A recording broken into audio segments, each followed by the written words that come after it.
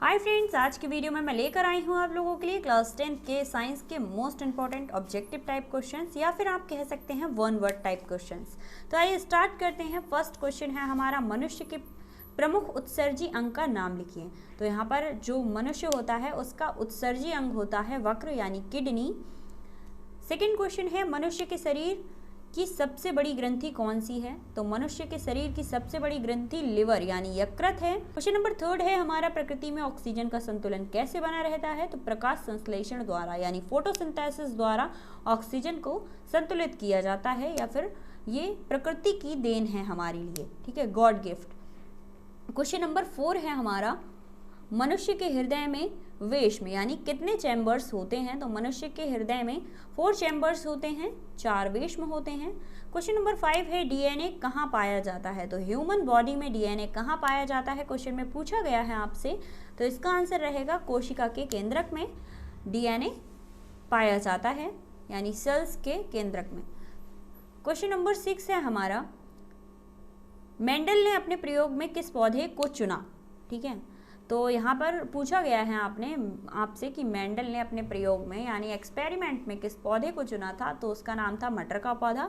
और उन्होंने एक्सपेरिमेंट क्या किया था कि कौन सी पीढ़ी में कितने बौने और कितने लंबे पौधे हमें मिलेंगे। इस एक्सपेरिमेंट को उन्होंने मटर के पौधे पर किया था।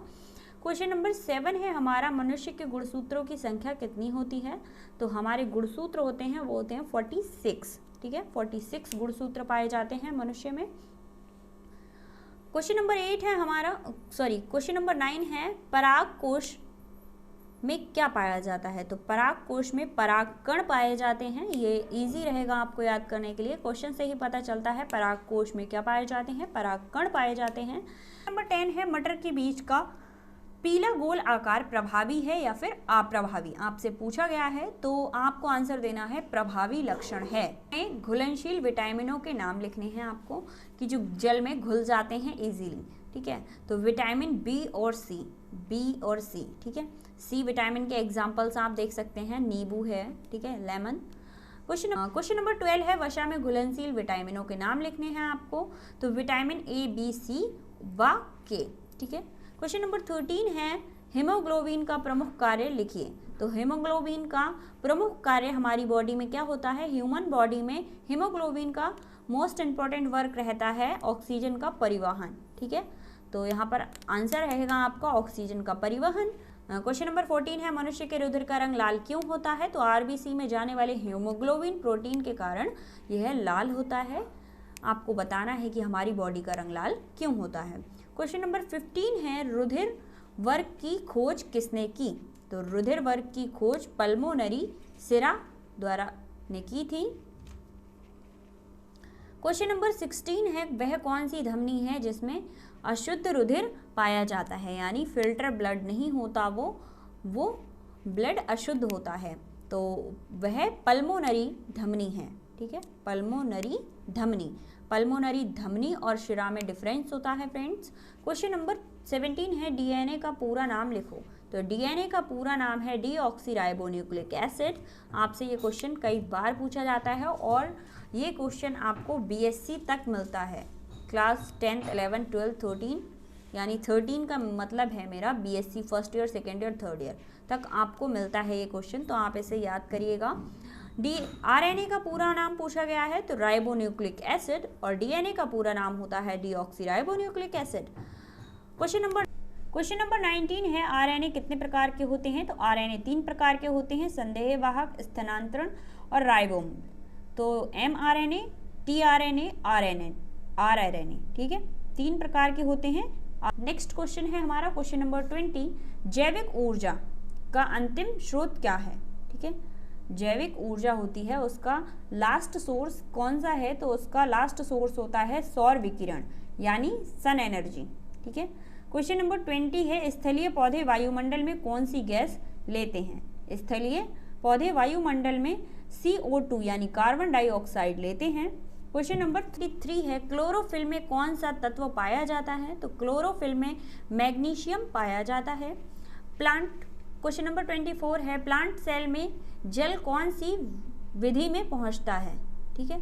तो प्लांट सेल्स होते हैं तो उनमें जो वाटर होता है वो कौन सी विधि द्वारा पहुंचता है, क्वेश्चन पूछ रहा है, तो परासरण विधि द्वारा पहुंचता है। ठीक है, आपने देखा। क्वेश्चन नंबर 25 है, प्रकाश संश्लेषण किस प्रकार की अभिक्रिया है, तो उपाचयन अपचयन अभिक्रिया है। क्वेश्चन नंबर 25 है, प्रकाश संश्लेषण किस प्रकार की अभिक्रिया है, उपाचयन अपचयन अभिक्रिया है ये। क्वेश्चन नंबर 26 है, प्रकाश संश्लेषण में मुक्त होने वाली O2 का स्रोत क्या है। जो फोटोसिंथेसिस होता है उसमें रिलीज होने वाली O2 का जो स्रोत है वो क्या है, ठीक है, सोर्स।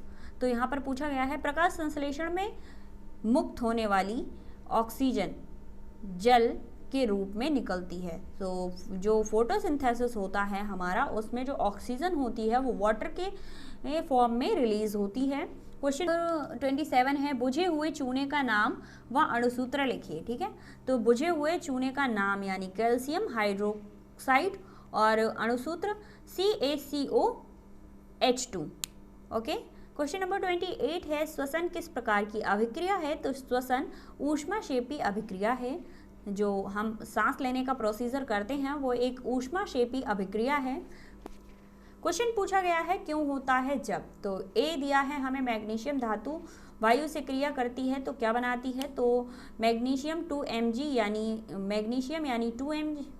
तो ए है मैग्नीशियम धातु वायु से क्रिया करके क्या बनाती है, तो मैग्नीशियम यानी 2Mg और वायु O2 से क्रिया करके 2MgO बनाती है। बी है हमारा, जिंक धातु सल्फ्यूरिक अम्ल से क्रिया करता है तो क्या बनाता है, तो जिंक यानी Zn और सल्फ्यूरिक अम्ल यानी H2SO मिलकर बनाते हैं ZnH2 का होल स्क्वायर।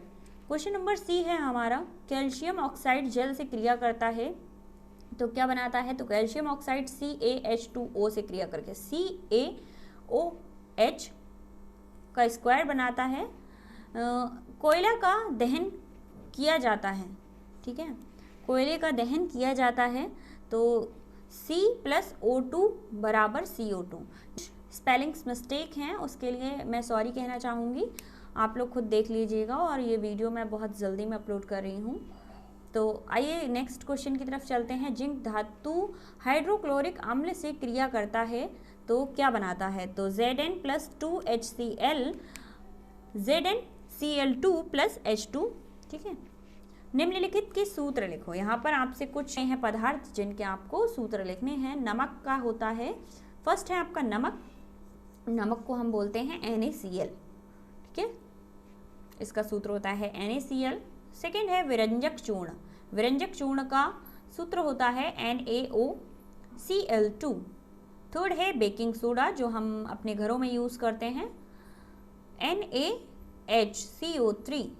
धावन सोडा, धावन सोडा का होता है NaCO3 10H2O। ठीक है, फिफ्थ है प्लास्टर ऑफ पेरिस, तो इसका सूत्र होता है CaHO4 half H2O CaSO4। Sixth है जिप्सम CaSO4 2H2O। बुझे हुए चूने का सूत्र होता है CaOH2। क्वेश्चन नंबर 31 है हमारा, क्वेश्चन नंबर 31 है, शुद्ध सोने को क्या कहते हैं। तो शुद्ध जो सोना होता है वो 24 कैरेट गोल्ड होता है, जबकि हम जो यूज़ करने वाले जो हमारी गोल्ड की ज्वेलरी बनती है वो 24 कैरेट सोने की नहीं होती है फ्रेंड्स, वो 24 कैरेट सोना नहीं होता है। नंबर 32 है, कॉपर फायराइल मुख्य नाम बताइए, तो CuFeS2। ठीक है, क्वेश्चन नंबर 33 है, मेंडलीफ का आवर्त नियम लिखो। इस नियम के अनुसार तत्वों के भौतिक व रासायनिक सूत्र उनके परमाणु भारों की आवर्ती फलन होते हैं।